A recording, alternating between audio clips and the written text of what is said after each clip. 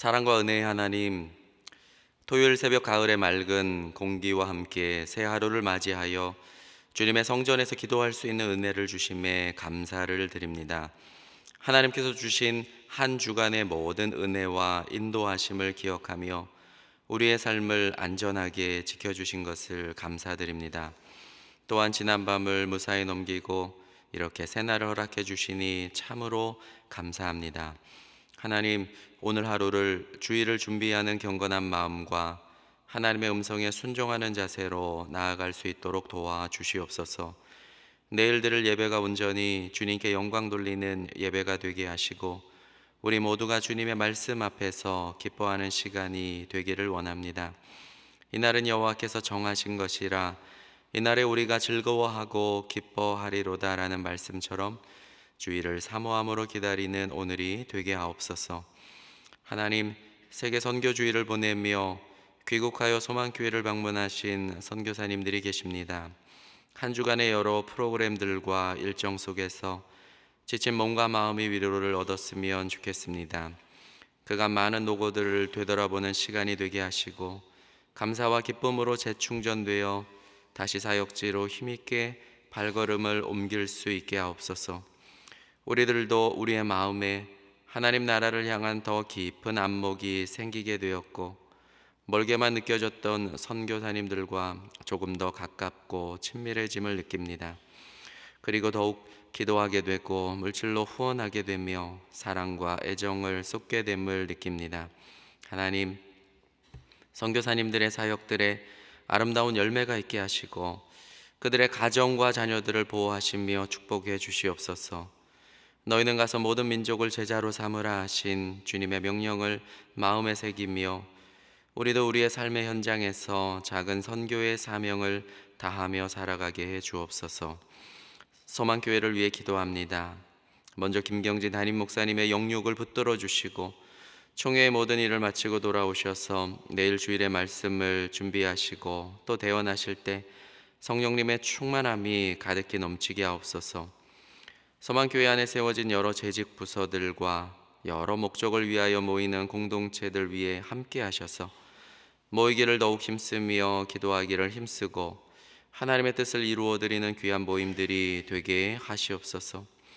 내일 예배를 섬기는 일부에서 오부 찬양대 위에도 함께 하셔서 준비하는 찬양으로 주님의 이름을 높이게 하옵소서. 우리 소망교회 교회학교 어린이들도 있습니다. 그 부서들을 위해 기도합니다.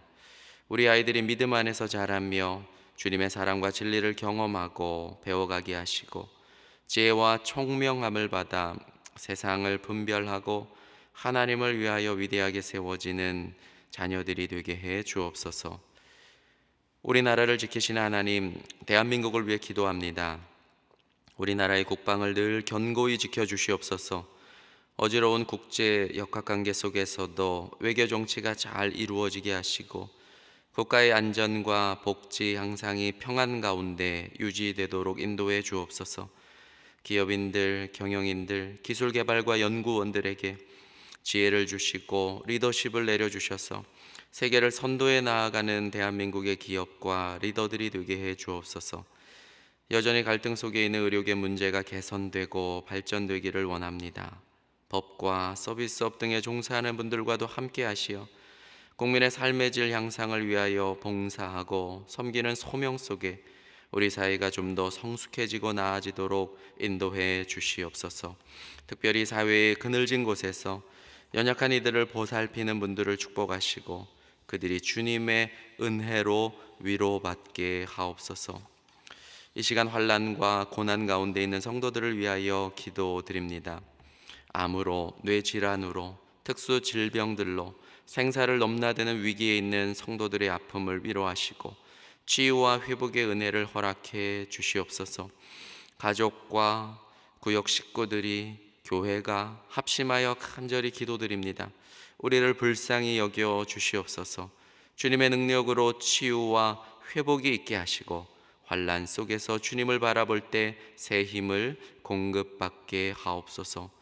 소망교회 안에 있는 모든 가정들을 위로하시고 축복하시고 그 자녀들이 온 세계 가운데 나아가 하나님의 위대한 일꾼들로 주님의 영광을 위하여서 일하고 나아가는 귀한 각 가정들 자녀들 되게 하여 주시옵소서. 하나님, 오늘 새벽도 전도서의 말씀을 묵상하고자 합니다. 하나님께서 우리에게 공급해 주시는 지혜와 주권을 깊이 깨닫게 하옵소서. 그리고 우리의 한계를 인정하고 주님의 뜻 앞에서 순종하는 삶을 살게 하옵소서. 우리 주 예수 그리스도의 이름으로 기도드립니다. 아멘. 이 시간 주시는 하나님의 말씀은 전도서 8장 1절에서 8절의 말씀입니다. 전도서 8장 1절에서 8절의 말씀을 우리 함께 합독하시겠습니다. 누가 지혜자와 같으며 누가 사물의 이치를 아는 자이냐? 사람의 지혜는 그의 얼굴에 광채가 나게 하나니 그의 얼굴에 사나운 것이 변하느니라. 내가 권하노라. 왕의 명령을 지키라. 이미 하나님을 가리켜 맹세하였음이니라. 왕 앞에서 물러가기를 급하게 하지 말며 악한 것을 일삼지 말라. 왕은 자기가 하고자 하는 것을 다 행함이니라. 왕의 말은 권능이 있나니 누가 그에게 이르기를 왕께서 무엇을 하시나이까 할 수 있으랴. 명령을 지키는 자는 불행을 알지 못하리라. 지혜자의 마음은 때와 판단을 분별하나니 무슨 일에든지 때와 판단이 있으므로 사람에게 임하는 화가 심함이니라. 사람이 장래 일을 알지 못하나니 장래 일을 가르칠 자가 누구이랴. 바람을 주장하여 바람을 움직이게 할 사람도 없고 죽는 날을 주장할 사람도 없으며 전쟁할 때를 모면할 사람도 없으니 악이 그의 주민들을 건져낼 수는 없느니라. 아멘. 전도서 8장입니다. 우리 8장도 보시면 17절에 그 마지막 절에 3번이나 반복이 되는 표현이 있죠. 알아낼 수 없다, 알 수 없도다, 알 수 없도다 라는 표현으로 정리가 됩니다. 전도서의 전체적인 주제는 일관됩니다. 인간이 하나님에 대해서 알 수 없다 뿐만 아니라 하나님께서 주관하고 계시는 세상과 또 인생에 대해서도 알 수 없다는 것입니다. 오늘도 그 일부분을 다루게 됩니다. 우리 1절을 같이 함께 읽겠습니다. 누가 지혜자와 같으며 누가 사물의 이치를 아는 자이냐? 사람의 지혜는 그의 얼굴에 광채가 나게 하나니 그의 얼굴에 사나운 것이 변하느니라. 지혜자와 같은 사람이 누구인가 묻죠. 곧 사물의 이치를 아는 자이다. 사물의 이치, 히브리어로 페쉐르 다바를 직역하면 어떤 일의 해석이라 옮길 수 있습니다. 페쉐르 해석. 이 어근이 다니엘서에 이제 여러 가지 변화된 형태로 약 33번 사용이 됩니다. 느부갓네살 왕 앞에서 그 꿈을 페쉐르 해석하기 위하여 섰던 다니엘, 또 벨사살 왕 앞에서 그 잔치상 앞에 나타난 손가락으로 쓰인 글씨가 있지 않습니까? 메네 테켈 우 파르신, 이거를 페쉐르 해석하기 위해 섰던 다니엘. 그래서인지 오늘 이제 1절부터 6절까지를 보면 왕 앞에서의 교훈들이 이어지는데 우리의 주목을 끕니다. 여러분, 느부갓네살 왕 앞에 선 다니엘의 그 얼굴과 표정이 어떠했겠습니까? 다니엘서 4장 8절을 보니까 그 후에 다니엘이 내 앞에 들어왔으니 느부갓네살 왕 앞에 들어왔다는 것인데요. 그는 내 신의 이름을 따라 벨드사살이라 이름한 자요, 그의 안에는 거룩한 신들의 영이 있는 자라. 내가 그에게 꿈을 말하여 이르되. 느부갓네살이 다니엘에게 이 표현을 사실 굉장히 여러 번 사용하고 있습니다. 다니엘을 보니까 거룩한 신들의 영이 그 안에 있는 자라. 그럼 다니엘의 얼굴과 그 표정이 어떠한 사람이었겠습니까? 다니엘이 그 꿈의 해석을 하나님께로부터 보고 알게 된 후에 왕 앞에 섰을 때 여러분, 그가 그 복잡한 꿈, 또 불길한 그 꿈에 대한 해석을 알고 자신의 얼굴 표정을 왕 앞에서 관리하려고 얼마나 애를 썼겠습니까? 다니엘 4장 19절을 보니까 벨드사살이라 이름한 다니엘이 한동안 놀라며 마음으로 번민하는지라. 벨사살 왕의 이야기도 우리가 생각이 납니다. 석회벽 앞에 손가락들이 나타나 글씨를 쓰자 다니엘서 5장 6절을 보니까 이에 왕의 즐기던 얼굴빛이 변하고 그 생각이 번민하여 넓적다리 마디가 녹는 듯하고 그의 무릎이 서로 부딪힌지라. 정말 벨사살 왕이 너무너무 두려워 다리가 다 떨릴 만큼, 그러니까 그의 얼굴 표정이 여러분 어떻게 변하였겠습니까? 그리고 그 환상을 손가락에 나타난 그 글씨를 해석하기 위하여 왕 앞에 불려 가지 않습니까? 다니엘서 5장 13절을 보니까 이에 다니엘이 부름을 받아 왕의 앞에 나오매. 오늘 본문 1절을 보니까 왕 앞에서의 신하의 태도를 권면하는데 특별히 그 얼굴 그리고 또 그 표정 관리에 대해서 우리에게 지혜를 권면하고 있습니다. 1절 후반절을 보니까 사람의 지혜는 그의 얼굴에 광채가 나게 한다. 사람의 얼굴을 한번 우리가 봅니다. 광채가 나는 얼굴과 사나운 얼굴이 있습니다. 지혜로운 자는 그 지혜로 인하여 그 얼굴에 광채가 납니다. 그러나 악인은 그 얼굴이 사납죠. 또 악인은 그 얼굴이 굳어 있습니다. 신약시대에 스데반이 순교했을 때 성경은 묘사하고 있습니다. 사도행전 6장 15절 말씀을 보니까 공회 중에 앉은 사람들이 다 스데반을 주목하여 보니 그 얼굴이 천사의 얼굴과 같더라. 이번에 성지순례를 가면서 이탈리아 중부의 메테오라에 있는 여러 수도원들이 있었는데 그 중에 한 수도원인 스데반 수도원을 잠시 방문하는 일이 있었습니다. 그 수도원에 가면 스데반이 돌에 맞아 순교하는 장면이 이제 그림으로 그려져 있는데 성경의 언급 그대로 그 얼굴에 이제 광채가 나도록 그려놓고 있었습니다. 우리 인생은 얼굴에 담는다라는 말이 있습니다. 많은 사진 작가들이 있어요. 어떤 사람은 동물을 찍고 또 식물을 찍기도 합니다. 반면에 특히 사람의 얼굴을 찍는 사진 작가들도 있습니다. 어쩌면 어떤 사람의 영혼까지 담아내는 사진 작가들이죠. 때로는 화장품 광고에서 또 얼굴의 자연을 담다, 또 피부의 자연을 담다라고 하기도 하는데 화장품으로도 또 피부 미용으로도 우리의 얼굴이 해결이 되지 않는 것이죠. 왜 그럴까? 우리 마음의 평안과 기쁨과 감사가 담겨야 하는데 바로 예수 그리스도가 성령의 지혜가 가득히 담겨야 하는데 그래야만 주님께로부터 오는 신령한 것들이 우리 얼굴에 비추이게 됩니다. 또한 마음에 흐르고 또 혈액을 타고 또 온 몸에 흐르게 되는 것이죠. 험악한 인생을 살았던 야곱의 얼굴은 어떠했을까요? 우리가 한번 보고 싶습니다. 이와 비교해보고 싶은 인물이 있는데 바로 베드로겠죠. 거친 어부로 살았지만 후에는 주의 종으로 살았습니다. 비록 험악한 인생이라 고백하지만 그분들의 얼굴은 어떠했을까요? 주일에 성도들의 얼굴을 보면 확연히 그 예배 전후가 차이가 나게 되어 있습니다. 도대체 무슨 일이 일어난 것일까요? 예배에는 능력이 있는 것이죠. 또 이 기도 시간에는 은혜가 있는 것입니다. 충분히 기도하고 또 우리가 예배를 드리고 나면 우리의 낯빛이 바뀌지 않습니까? 예배 전후, 기도 전후 우리는 기쁨과 평안과 성령으로 채워진 얼굴로 돌아가게 됩니다. 여러분, 궁정의 지혜들이 계속해서 이어지고 있습니다. 왕에 대한 백성의 태도를 계속 권면하는데요. 우리 2절을 같이 함께 읽어봅니다. 내가 권하노라 왕의 명령을 지키라 이미 하나님을 가리켜 맹세하였음이니라.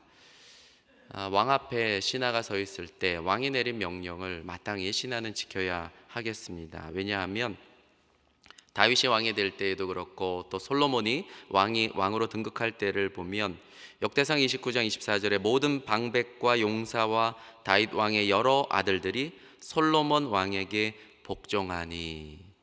사실 고대 근동도 그렇지만 성경도 고대 시대의 절대 권력자인 왕 앞에서 모든 이들이 겸손한 태도를 취해야 하고 또 정직한 입술로 대답해야 하고 높은 체해서는 안 되고 불쾌하게 하는 것을 절대 금해야 함은 참으로 마땅했습니다. 이유는 대관식 때에 왕의 명령을 지키겠다고 사실은 하나님 앞에서 모든 백성이 또 신하들이 맹세했기 또 서약했기 때문입니다. 우리 이어서 3절도 같이 함께 읽어봅니다. 왕 앞에서 물러가기를 급하게 하지 말며 악한 것을 일삼지 말라. 왕은 자기가 하고자 하는 것을 다 행함이니라. 왕 앞에서 물러가기를 급하게 하지 말라. 무슨 뜻일까요? 요즘 말로 뭐 화가 난다고 사직서 내 던지고 뭐 나오지 말라 뭐 그런 뜻일까요? 급히 자리를 뜬다라는 것은 어쩌면 왕의 정책이나 또 태도 또 왕이 늘 하는 어떤 그런 것들을 신하는 가장 잘 알기 때문에 그런 불만스러운 마음들이 나타나는 모습이 아니겠습니까? 왕 앞에서는 태도를 신중히 해야 한다는 말입니다. 불안해하거나 또는 두려워하거나 또는 불평스러운 태도를 보이거나 해서는 안 됩니다. 전도서 10장 4절에도 동일한 말씀이 있습니다. 주권자가 내게 분을 일으키거든 또 왕도 신하들에게 화를 낼 때가 있죠. 그렇게 할지라도 너는 내 자리를 떠나지 말라. 공손함이 큰 허물을 용서받게 하느니라. 이어서 보면 악한 것을 일삼지 말라라고 표현이 되어 있는데 쉽게 말하면 왕 앞에서 나쁜 말 또 나쁜 일들 나쁜 사건들을 가지고 왕 앞에 계속 서 있지 말라는 뜻입니다. 좀 굉장히 실용적인 지혜를 권면하고 있습니다. 예를 들어서 왕 앞에 부정적인 말 또 부정적인 평가들 또 속세에서 일어나는 나쁜 일과 나쁜 사건들을 가지고 왕에게 진언하거나 그 사건들을 보고하면서 계속 서 있는 경우를 상상해 보시기 바랍니다. 왕의 노를 자극하게 되겠죠. 왜냐하면 왕은 자신이 하기를 기뻐하는 모든 것을 다 행하는 존재라고 성경은 말하고 있습니다. 정말 세속적이고 또 실용적인 권면을 계속하고 있습니다. 어쨌든 전도단은 우리에게 왕 앞에서 일하는 사람들이라면 무례히 행동하지 말고 또 직무를 소홀히 하지도 말고 그죠? 하나님의 섭리 아래에서 충직하게 섬겨야 할 것을 권면하고 있습니다. 왕의 그러한 절대 권력을 계속해서 보충 설명하고 있습니다. 우리 본문 4절을 같이 함께 읽습니다. 왕의 말은 권능이 있나니 누가 그에게 이르기를 왕께서 무엇을 하시나이까 말할 수 있으랴. 왕의 말에는 힘이 있기 때문에 왕이시여 당신 도대체 무슨 일을 하고 있습니까? 누가 여러분 진언할 수 있겠습니까? 고대 근동에서도 왕의 말은 정말 칙령이 되었고 법령이 되었습니다. 고레스가 유대 민족 귀환과 성전 건축 칙령을 내렸고 아닥사스다도 칙령을 내렸고 아수에로도 다리오도 여러분 칙령을 내렸죠. 신약 시대에 아우구스투스도 천하로 호적하라 칙령을 내리죠. 그리고 그 칙령들은 왕조차도 번복할 수가 없었습니다. 우리 계속해서 5절을 또 한번 읽어봅니다. 명령을 지키는 자는 불행을 알지 못하리라. 지혜자의 마음은 때와 판단을 분별하나니. 그러니까 왕의 지시를 내리고 칙령을 내려서 그 명령을 지키면 당연히 불행에 빠지지 않죠. 나쁜 일을 모면하게 됩니다. 화를 당하지 않으리라는 말입니다. 왜냐하면 지혜자는 행동해야 될 것을 알고 특별히 때와 시기에 대한 분별력도 갖고 있기 때문입니다. 시기가 어긋나면 오만함으로 또 왕의 명령을 지키지 않아서 화를 자초하는 어리석음을 범한다라는 권면입니다. 계속해서 6절을 보면 때와 시기에 대한 권면을 한 번 더 하고 있습니다. 우리 6절까지 한번 읽어봅니다.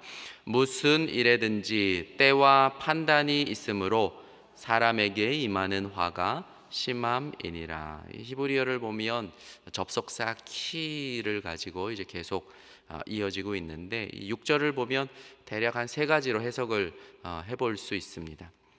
먼저는 인과관계로 옮기기도 하는 것이죠. 무슨 일에든지 때와 판단이 있다. 그러므로 사람에게 임하는 화가 심하다. 그러니까 이 인과관계로 해석하게 되면 왕의 판단과 심판이 엄한데 시기와 판단을 분별할 줄을 모르는 거예요. 신하가 왕의 의중을 모르는 무관심과 분별력이 없는 신하에 대한 권면으로 볼 수 있습니다. 또는 역접관계로 해석하기도 합니다. 공동 번역이 사실 그렇게 번역을 해놓고 있어요. 무슨 일이든 때와 방식이 있는 법이다. 그러나 아무리 제대로 하여도 화를 입는 경우가 있다. 공동 번역은 또 이렇게 번역을 해 놓았습니다. 때와 방식이 있지만 그러나 인간이 그걸 안다고 그렇게 세상 만사가 흘러가냐? 그렇지 않다는 것이죠. 뜻하지 않는 화를 당하는 일도 있다는 말입니다. 예기치 못하는 불확실성을 일깨우는 권면으로 공동 번역은 이렇게 번역을 해 놓았어요. 세 번째는 양보절로 옮기기도 합니다. 세 번역이 그렇게 옮기고 있는데요. 우리가 비록 장래일을 몰라서 크게 고통을 당한다 할지라도 모든 일에는 알맞은 때가 있고 알맞은 방법이 있다. 그러니까 우리 말 성경을 보아도 지금 개역 한글이나 공동 번역, 세 번역이 다 다르게 6절을 번역을 해놓고 있습니다. 세 번째, 양보절로 해석을 하면 불확실한 세상이지만 그럼에도 불구하고 인간은 바르고 합당하게 그저 살아야 함을 권면하고 있습니다. 본문 자체가 여러 가지로 옮겨질 수 있지만 어쨌든 매사가 적절한 시기와 올바른 판단이 중요하고 사람이 그걸 모르면 무례하게 언행하고 또 따라서 화를 당하고 그 비참함이 실로 크다라는 권면입니다. 좀 1절에서 6절까지가 왕 앞에서의 실용적인 권면이라고 한다면 이어지는 7절과 우리 8절을 봅니다. 인간의 지식의 한계 또 인식 능력의 한계를 진술하고 있습니다. 우리 7절을 같이 읽어봅니다. 사람이 장래일을 알지 못하나니 장래일을 가르칠 자가 누구이랴. 이것도 왕과 관련해서 우리가 붙여서 해석해 볼 수도 있어요. 그러면 무책임한 폭군 또 권력만 있는 왕이 무슨 일을 저지를지 아무도 모른다라는 뜻으로 이어서 해석해 볼 수도 있고, 그러나 단지 동떨어져서 그저 사람은 앞일을 모른다, 그렇게 해석해 볼 수 있습니다. 우리 마지막 8절을 같이 한번 읽겠습니다. 바람을 주장하여 바람을 움직이게 할 사람도 없고 죽는 날을 주장할 사람도 없으며 전쟁할 때를 모면할 사람도 없으니 악이 그의 주민들을 건져낼 수는 없느니라. 인간이 하나님 앞에서의 인간의 무능력 네 가지를 말하고 있죠. 바람을 주장하고 바람을 멈추거나 바람을 관리할 사람이 아무도 없고 죽는 날을 주장할 자도 없고 전쟁할 때 피할 자도 없고 악이 그 행악자를 건져낼 수도 없다. 여러 가지 인간사가 어떻게 될지를 사실 우리는 알 수 없습니다. 여러분, 오늘 말씀을 정리해 보면서 정말 전도서의 기본적인 전제처럼 삶은 참 불확실합니다. 또 인간은 참 유한합니다. 첫째는 이거를 받아들이는 사람이 있고 이거를 도저히 받아들이지 못하는 사람이 있는 것이에요. 인생을 보면 늘 인정하기가 참 어렵습니다. 어떤 현실 앞에서 우리가 닥친 여러 가지 실존적인 문제들 앞에 사실 가장 중요한 것은 그것을 우리가 받아들이느냐라는 문제일 것입니다. 때로는 미덕이 보상받지 못하고 또 악덕이 징계받지 않는 때가 지속되는 일도 펼쳐지죠. 사람은 필연적인 것을 받아들이며 변화되어질 수 없는 사실과 더불어 사는 법을 배워야 한다. 전도서가 일관적으로 우리에게 가르치는 지혜입니다. 우리가 신하라고 한다면 세상 권력자 앞에서 취해야 할 실용적인 처세술에 맞추어 살 줄 알아야 함이죠.